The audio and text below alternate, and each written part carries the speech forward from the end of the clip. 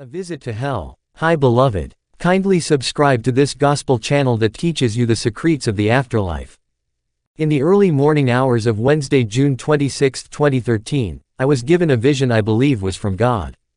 The following is the exact transcript of the vision, and I have done all I can to write down every detail exactly as I saw it. Thus begins my journey. I found myself in a green field with 4 others around me. There was a clearing in the field and the trees were all around off in the distance. As we circled around, the ground opened up in front of us in a black circle. I could not see the bottom of the hole and was frightened by this. I recognized one of the 4 people as Jesus, but I could not make out any of the other faces. Jesus said, "I am going to send you into the hole," and I pleaded, "Oh, no Lord, I don't want to go down there." Before I could say anything more, I was descending into the hole and was moving very quickly. When I landed, I was shocked that my legs had held up to the fall, and by all accounts, I was fine with no broken bones. I quickly realized I had fallen into hell. I landed in a pit that was about 30 feet down. The walls were black and there was a fiery liquid pool about the size of a backyard swimming pool. Around the pool was about 5 feet or so of more black ground. I call it ground as it was not dirt, but was squishy and seemed to be filled with bugs, beetles, and such. There is no light in hell. There was only the light from the fire and the reflections of the fire in the smoke. I looked around and saw the bodies of humans lying on the ground.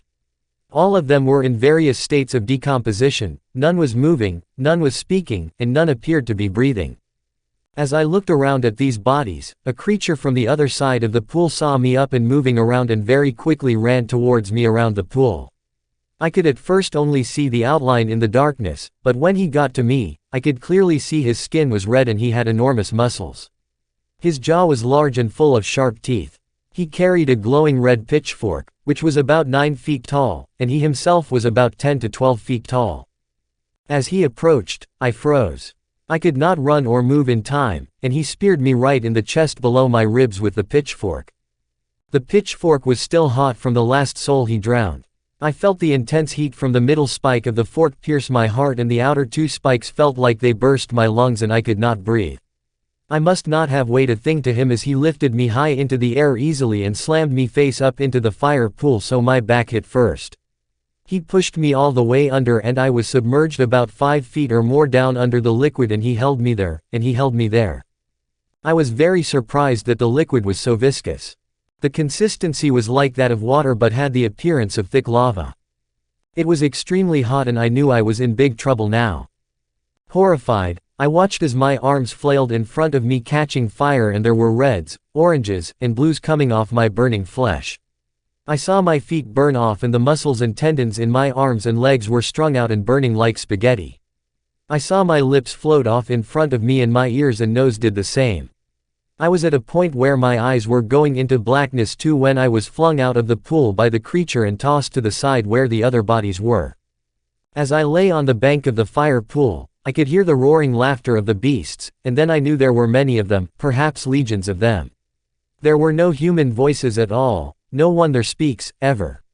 Even a grunt or groan is seen as a human comfort to the dark side in this putrid place. If such is heard, the creatures either pierce the lungs again with the pitchfork and move on, or go ahead and dunk you again. When I was there on the bank of the fire pool, I could feel the vile flesh-eating beetles, snakes, scorpions, bugs, and any other creeping crawling thing found on earth feeding on my carcass. I looked down and could see a coral snake moving through my ribcage into my forearm and another slithering between my bones. I looked at the persons next to me and their faces had been burned unrecognizable. Although they were in their body somewhere, they were gone and I could tell they had been here for a very long time. I looked deep into their souls' eyes and was terrified at the look in them, as it was hollow and expressed utter hopelessness, desolation, and abysmal abandonment from God. There really is no way to describe them other than picture the worst down and out living soul you can think of on earth, even the worst of the worst, the most drug-addicted, homeless, destitute person's eyes you can imagine, and then multiply it by 100 and you may get close. There is no hope left once you are in hell, ever. I also noticed that we were all not laying there decomposing, but rather we were regenerating, as our bodies needed a little time to regenerate so the next time we would feel the same amount of pain or more. As I regenerated, I watched as the other humans who regenerated before me were picked up one by the creature with the pitchfork and were slammed into the pool. Each time someone is slammed into the pool, the creatures laugh. They laugh harder every time someone is thrown in and they experience more pain. The better the job they do, the louder they laugh.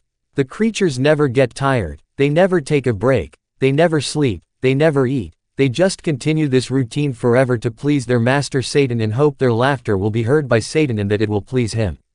When they are finished with pushing the souls under, they pull them back out and lay them down on the ground. Then the limbs and heads fall off the soul's body, and the firewater pours out of their throats and chest cavities where their hearts had been.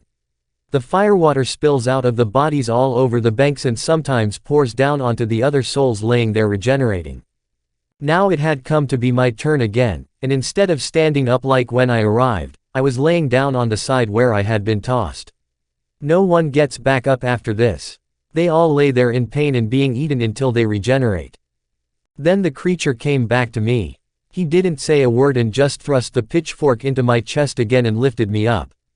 I could hear my lungs sizzle and could not take a breath. This time he spun me over so I would enter head first. He slammed me into the pool, and the same occurred as I saw the burning of my arms, hands, legs, and feet in reds, oranges, and blues. I flailed around trying to get the fire to stop or to somehow save myself, to no avail. No matter how hard I tried, I just kept burning. There was no escape and no way back up to the surface until the creature pulls you out of the fiery water. I eventually stopped flailing. I was so burned, decomposed, and was pulled out of the fire pool and tossed aside to be eaten by the flesh-eating bugs again and to regenerate again.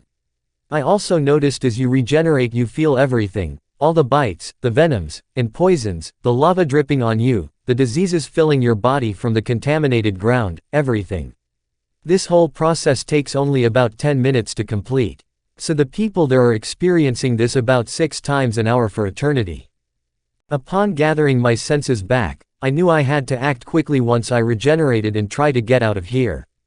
Somehow God allowed me to regenerate fast and I snuck over to the wall and began to climb the wall.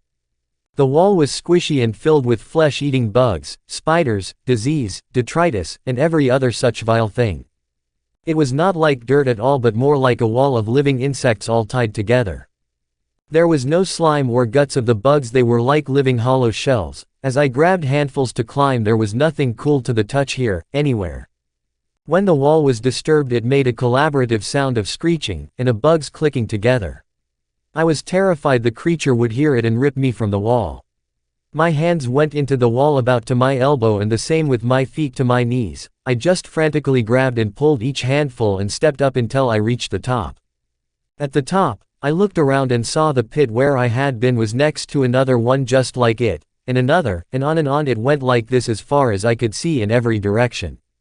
Each pit was separated by about 3 feet of the same type of living ground, which was now pulling me back down. I saw there were thousands of pits just like this, perhaps hundreds of thousands. There could have been millions of people in these pits in every direction I turned. There were no screams of humans like I had expected, just the roaring laughter of the creatures. When one would laugh, others would join in as a congratulatory laugh. It was horribly unnerving to hear these blasphemous sounds. The pits were laid out as a grid, only connected by the 3 feet ground substance on all 4 sides. There were multiple volcanoes, all with massive rivers of lava coming down them. One was very close to me, so I began to run towards it as if I could somehow get out if I just got to the top of the volcano. There is no way out though, and the roof is thick and black from the smoke and the only light is that of the fires, the pits, the rivers, and the tops of the volcanoes. It appeared the rivers flowed off into larger pools of fire, but it was so far and so dark it appeared as red lines out on the horizon. As I ran, I noticed a different style of a creature was flying around and dropping new arrivals into their assigned pits. These creatures were wire-like and thin, their wings were pointy like a bat's wings. These creatures' wingspans were between 10 to 20 feet and their bodies were about the size of a human. I could not see their faces, but like all the other things I saw, I know they are just as hideous. They flew around in circles and around in packs at times. They seemed to go up into the smoke to gather new souls and would come back and drop them in the pits. It was as if they were catching the souls as they were being dropped down. These two made hideous sounds as they dropped their souls into the pits. I paid them no mind and focused intensely on reaching the volcano. I ran as fast and as hard as I could. When I reached the base of the volcano, I was surprised at the density of the volcano as it was hard, unlike the grounds leading up to it. It was made of rock or likely basalt. The walls of the volcano were jagged, sharp, and hot.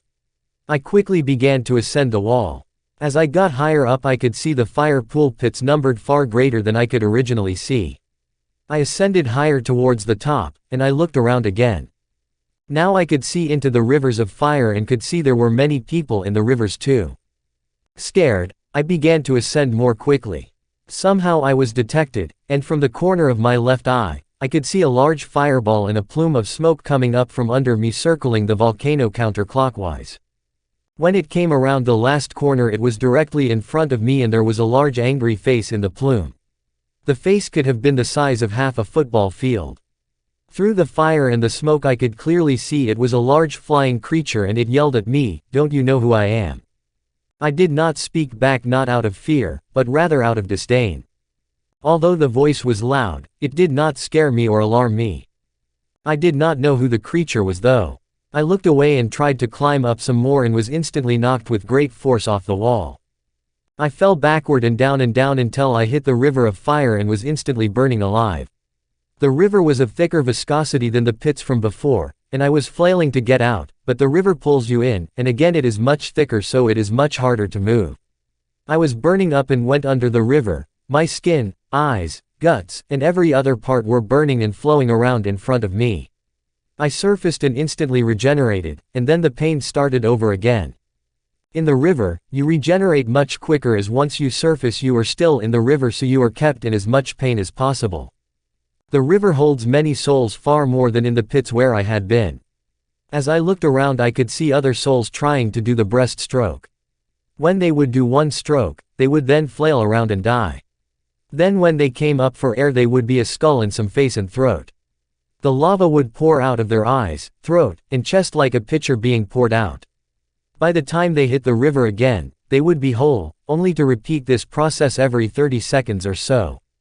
This part of hell is far worse, though it is all bad, in part because it is so painful and also because it happens so often there is just no way out of the river once you're there.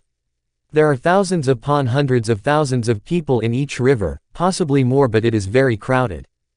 As we neared the bottom of the volcano, the river begins to level out and the flow becomes slower. At the base of the volcano, there are more of the pit-type creatures with their pitchforks. They were pushing people under who had come up for air. I watched them as they would push people under and their pitchforks would shake violently for a few seconds and then stop. When they stopped, the creature would belt out the hideous low growling laughter to his master and then fork another one under. Over and over this went all down the river. I was pushed under a few times and saw below the surface. The legs and bodies of the other souls in the river were thin, deteriorated, and burning with the oranges, reds, and blues of the flesh and muscles burning. Their guts were just trails of burning strings and were all around them. The people were not swimming through the river as much as they were just floating and trying to avoid being pushed under. Everyone in the river is weak, and again the pain is so much or they've been there so long that most can't or won't even flail around anymore. No one speaks, grunts, screams, or makes any sound. The only sounds in the river are bubbling, boiling, splashing, and the sounds of the creatures' bellowing laughter. After some time the river became narrower, perhaps even deeper, and began to meander back and forth to the left and right. At this point, the river was faster and the pit-style creatures were gone, but I could see another type of creature ahead on the river banks. These creatures were very tall in comparison to the others and were very thin. They were about twice the size of the others at about 20 feet tall. They were raspy and cackled when they laughed. They had gray skin and blue fire surrounded them as if they glowed. They had what appeared to be baseball bats or clubs with one spiked side. The bats were about 10 to 12 feet long. The people in